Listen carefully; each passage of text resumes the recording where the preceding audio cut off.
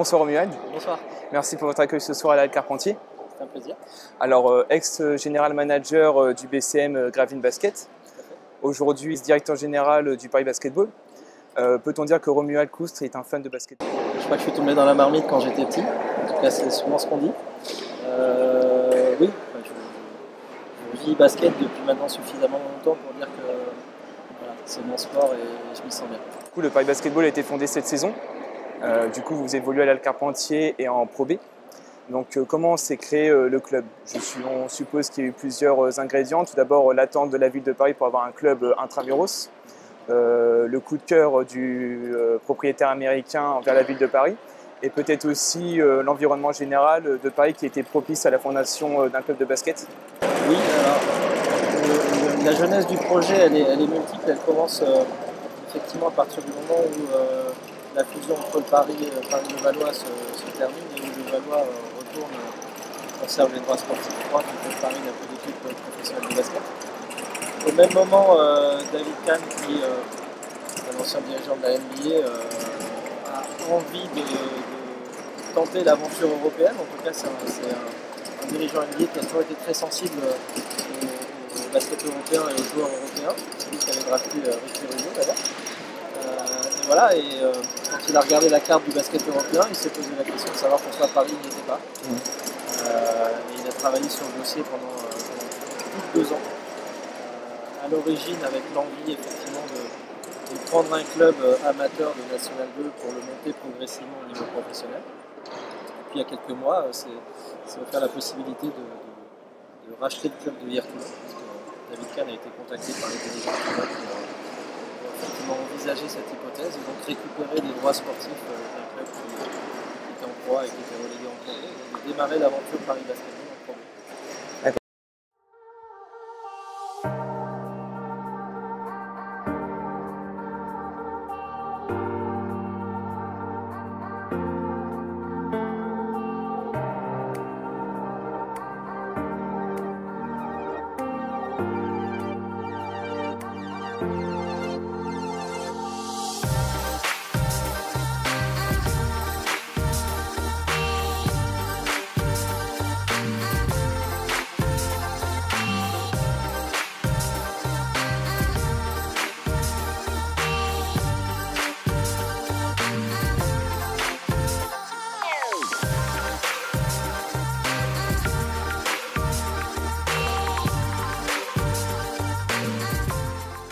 Et selon vous, pourquoi il n'y avait pas de club à Paris même avant ce projet?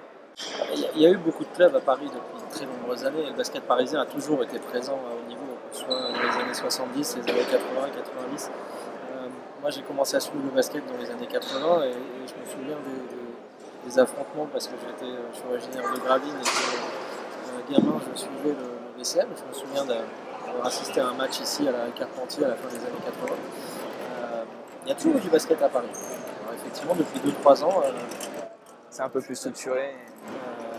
Maintenant, il y a une vraie différence dans le projet Paris Basketball et qui, à mon sens, change un peu la donne.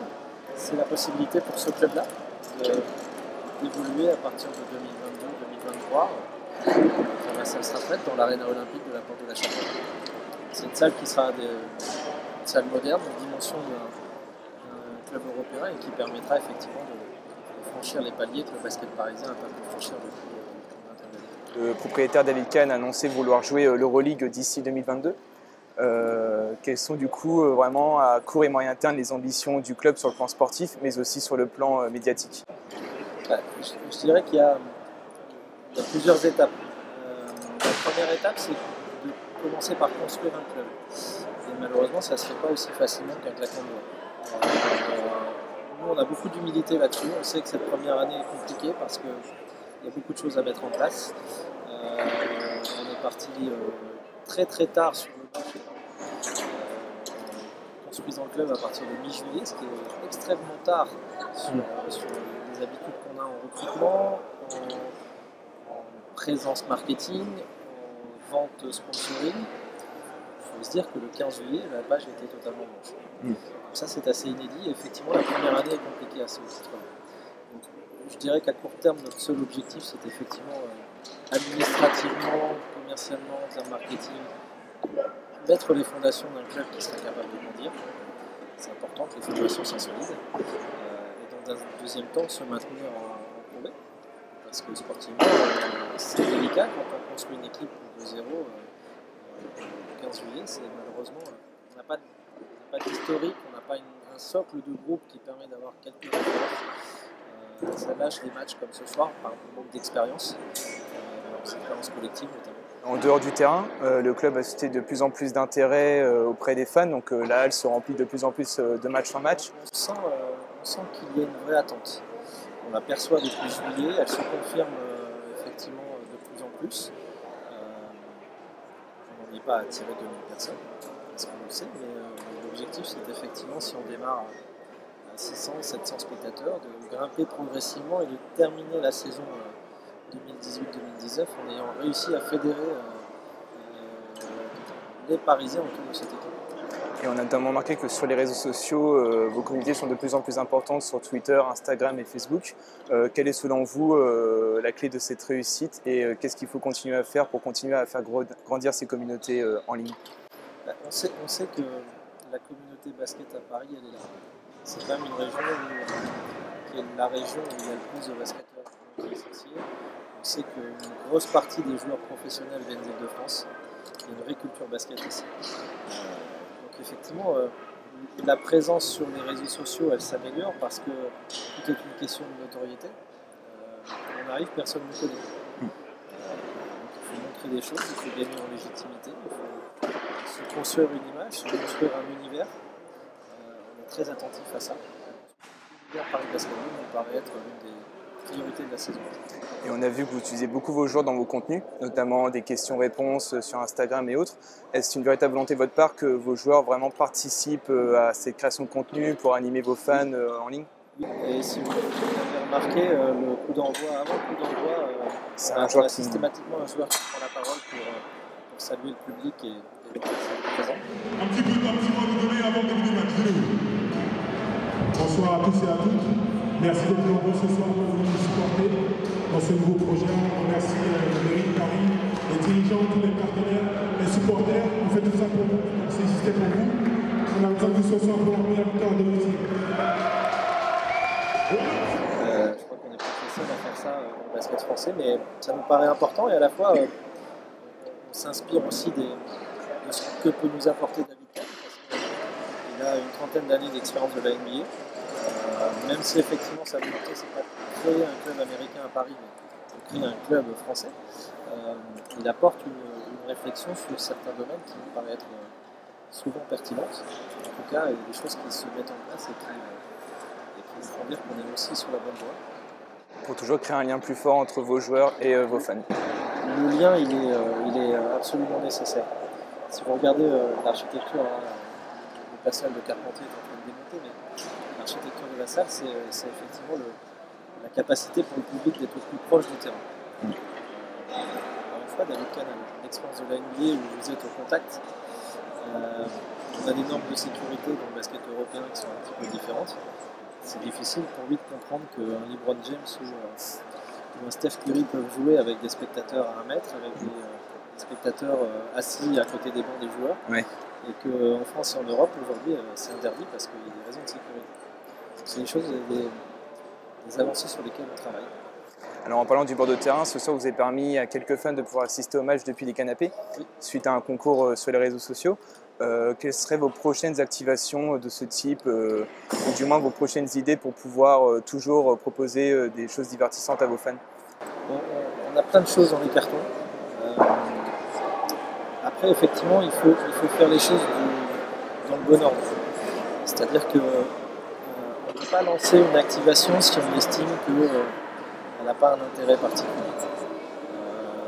Là, le fait de pouvoir permettre à des spectateurs et à des fans de venir vivre le match au plus proche, d'être en contact avec tous, d'être très loin en bord terrain et dans des conditions un peu particulières, font qu'effectivement, ça interpelle. On a d'autres idées, je peux vous en donner une. On a très envie de mettre un food truck dans la halle Carpentier. D'accord. On y travaille, il faut des autorisations comme ça, mais On a très envie que dans un an, voilà, ça devienne un peu un endroit un peu sympa où les gens viennent se restaurer sur des choses qu'on ne voit pas forcément à l'intérieur d'une salle de basket. Et là, le Carpentier permet en plus d'être plus proche du terrain. Donc un food truck en bord terrain, pourquoi pas.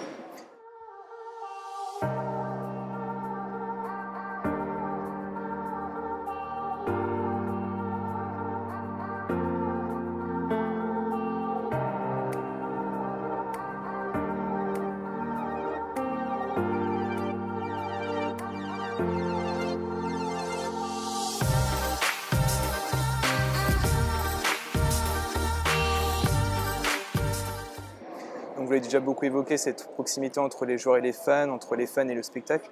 Quel est selon vous, malgré tout, dans le monde du basket, le principal critère pour qu'une expérience fan soit réussie? Pour moi, c'est la proximité. Pour moi, c'est la proximité, c'est le partage.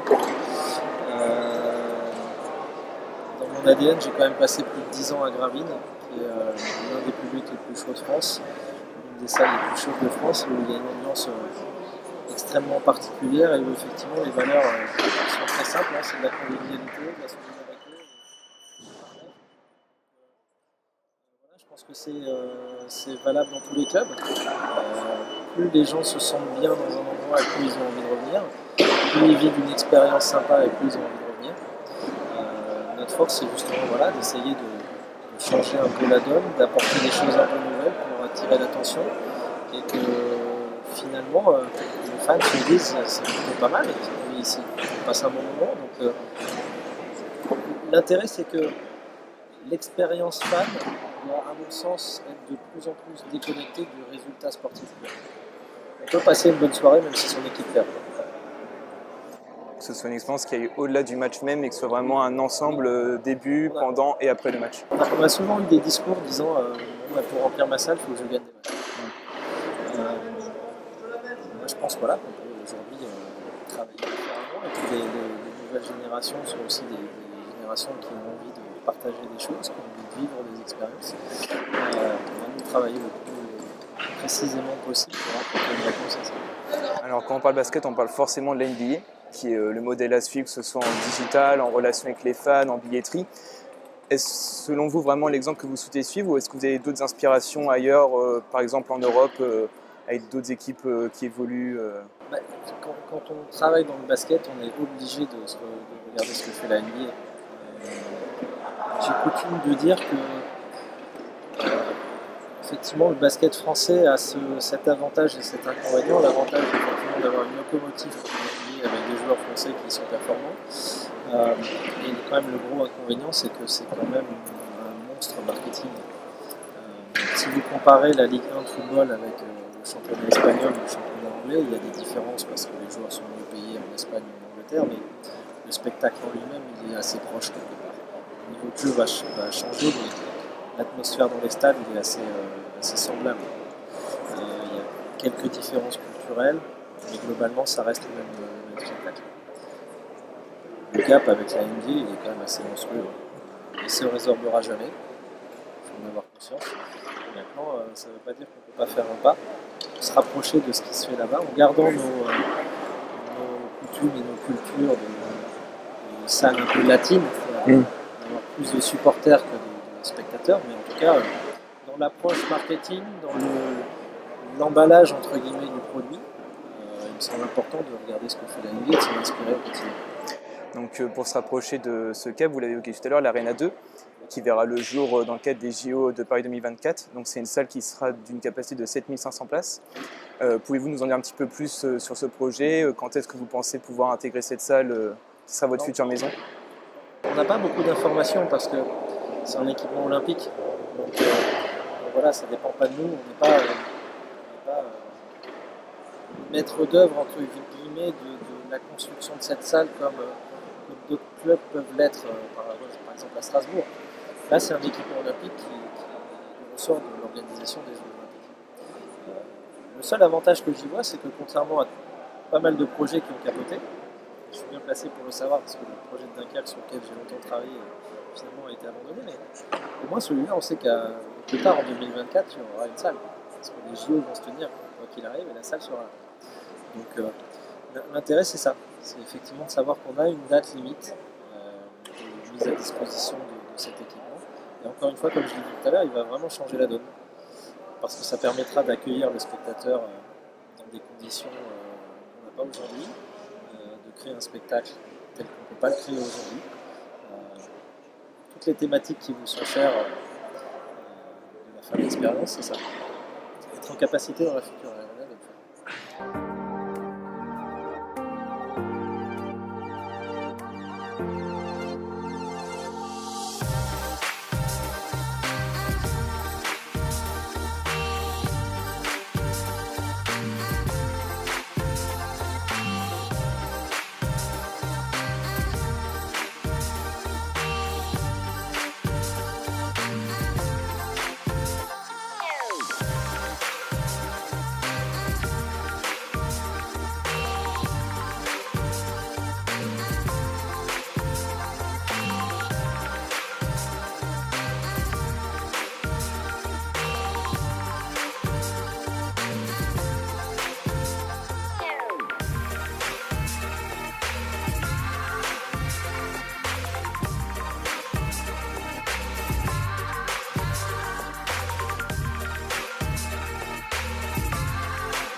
Alors vous êtes aussi le fondateur de l'agence Watif, qui est une agence de design de maillots de basket.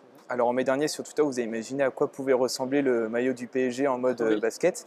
En parlant du PSG, si jamais le PSG un jour s'intéressait à ce projet Paris Basketball, est-ce que c'est quelque chose d'envisageable ou est-ce qu'on est encore trop loin pour une collaboration comme ça peut être avec le handball? Mais je crois qu'il y a eu des contacts à certains moments entre le PSG et le basket parisien. Je ne suis pas dans les dossiers pour savoir pourquoi ça n'a pas plus avancé, pourquoi ça ne s'est pas fait. Le PSG aujourd'hui, il est clairement concentré sur le foot et sur le hand.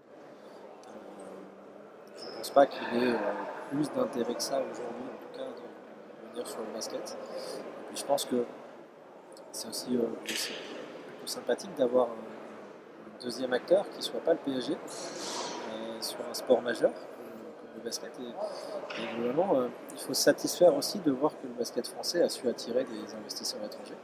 C'est une des rares fois, c'est déjà produit à Paris avec des investisseurs américains, mais en tout cas c'est assez rare pour pouvoir le souligner. À la fois David Kahn et Eric Schwartz, qui sont les deux investisseurs, sont des gens qui ont une vraie envie de faire décoller ce club-là à haut niveau, avec la plus grande patience, parce qu'on sait que ça prendra 2, 3, 4 ans avant d'être réellement opérationnel à très haut niveau. Et pour finir, quelle est votre définition de la fan experience? C'est difficile comme question. Encore une fois, je vous l'ai dit tout à l'heure, je pense que c'est le partage. À partir du moment où vous partagez quelque chose avec vos fans, à partir du moment où vous les intégrez à votre histoire, à partir du moment où eux aussi s'approprient le club, je pense que le pari est gagné. L'intérêt, c'est effectivement que le fan se sente bien, qu'ils se reconnaissent dans ce qu'ils voient et qu'ils passent un bon moment. Mais dans quand même des temps compliqués et effectivement donner un peu de bonheur et un peu de spectacle, un peu d'émotion. Même ce soir, on a perdu, mais globalement, la fin de match était suffisamment tendue pour qu'il y ait eu de l'émotion. Et l'émotion est importante. Et c'est ce que le Paris Basketball souhaite offrir à ses fans pour les saisons à venir. C'est ce qu'on souhaite offrir, de manière encore une fois très progressive. Paris sera Paris progressivement pour l'instant, c'est un club qui débute.